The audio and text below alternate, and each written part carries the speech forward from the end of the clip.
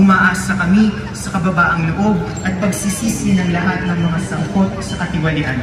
Hangad namin na kanilang haharapin ng buong kapakumbabaan ang kanilang mga kasalanan at tanggapin ang karampatang parusa ayon sa batas. Umaasa kaming maisiwalat ang lahat ng gawain ng korupsyon at mapanagot ang mga salarin sa lalong madaling panahon.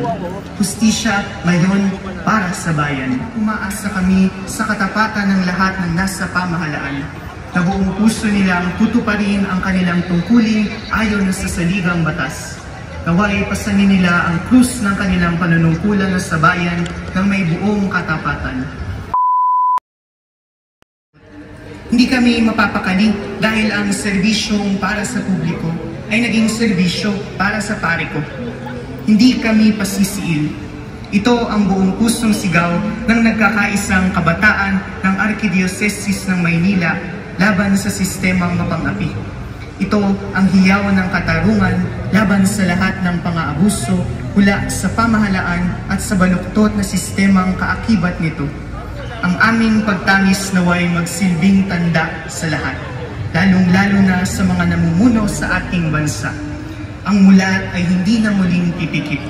Ang tinig ng bayan, ang tinig ng kabataan, ngayon ay hindi tatahimik. At lalong hindi kami makalilimot na tumindig para sa kapwa Pilipino, para sa bayang Pilipinas. Pag-asa, mukha ng panibagong bukas. At hindi tayo binibigo ng pag-asa. Ito ang paalala sa atin ng Panginoong Hesus ngayong taon ng Hubileo. Walang kasiguraduhan ang kinabukasan. Ngunit sa madilim na bahagi na ito ng ating kasaysayan, ay tunay nating madarama ang pagkilos ng Diyos. Sa gitna ng unos, tanging ang pag-asa lamang ang mapanghahawakan natin. Ito nawa ang maging pamantayan ng pagbabagong diwa ng ating pamahalaan at lipunan. Umaasa kami sa kababaang loob at pagsisisi ng lahat ng mga sangkot sa katiwalian. Hangad namin na kanilang haharapin ng buong kapakumbabaan ang kanilang mga kasalanan at tanggapin ang karampatang parusa ayon sa batas. Ngayon din, umaasa kami sa pagbabagong loob ng buong bayan tungo sa isang bansang hindi pinaiiral ng kasinungalingan, kasakiman at kawalang katarungan. Umaasa kami sa katarungan at pananagutan ng buong sambayanan, hindi lamang upang mapanagot ang mga sangkot sa korupsyon, bagkus ay upang makabuo ng isang lipunang hindi pinahihintulutan ang pang-aabuso sa kapangyarihan. Isang bayang hindi nananahimik sa mukha ng kadiliman at kasamaan. Umaasa kaming maisiwalat ang lahat ng gawain ng korupsyon at mapanagot ang mga salarin sa lalong madaling panahon. Hustisya ngayon para sa bayan. Umaasa kami na maghahari ang katotohanan sa pamahalaan, sa mga pamayanan, sa simbahan at sa social media sa buong lipunan. Naway patuloy na lumabas ang mga lihim na itinatago, mailantad ang lahat ng kasinungalingan at hayaang manumbalik ang katotohanan na sa ating bayan. Naway matigil na rin ang ekonomiya ng maling impormasyon, fake news at historical revisionism. Gayon din ang hiling na magproteksyonan ang karapatan ng malayang pamamahayag.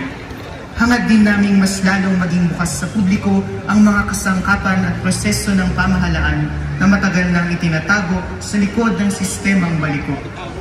Umaasa kami sa katapatan ng lahat ng nasa pamahalaan, na buong puso nilang tutuparin ang kanilang tungkulin ayon sa saligang batas. Naway pasanin nila ang krus ng kanilang panunungkulan sa bayan ng may buong katapatan.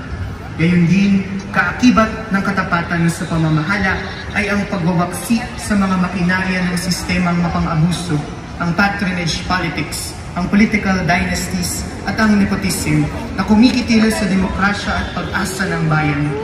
Umaasa kami sa isang bansang isinasabuhay ang pagmamalasakit sa kapwa at isinasaalang-alang ang kabutihang pangkalahatan. Itigil na ang mga huwad na gawain ng pagtulong na nagkukubli sa nakakahiyang gawain ng korupsyon. Ibigay ang nararapat na serbisyo sa taong bayan. Gayon din, naway ang lahat ng mamamayang Pilipino ay maging bahagi ng sagot sa mga suliranin ng ating bansa. tayo nawa ay mabuklod ng paghahangad para sa kabutihan ng lahat ng Pilipino. Pagkilos, hakbang patungo sa tunay na pagbabago. Hindi rin kami nakakalimot sa aming mga tungkulin, lalo na sa mga panahon na ito. Hindi namin nalilimutan ang aming pananagutan. Mga pananagutan hindi lamang sa sarili, kundi pati sa ating bayan, sa simbahan at sa Panginoong may kapal. Itinatalaga namin ang aming mga sarili sa taus-pusong pananalangin sa Diyos upang dalisayin ang silakbo ng damdamin at kilatisin ang mga tanda ng panahon. Idinadalangin din namin ang ating buong sambayanan upang dumalay sa atin ang katarungan, katotohanan at malasakit. Mananalangin ng buong puso't diwa, mananalangin ng walang tigil.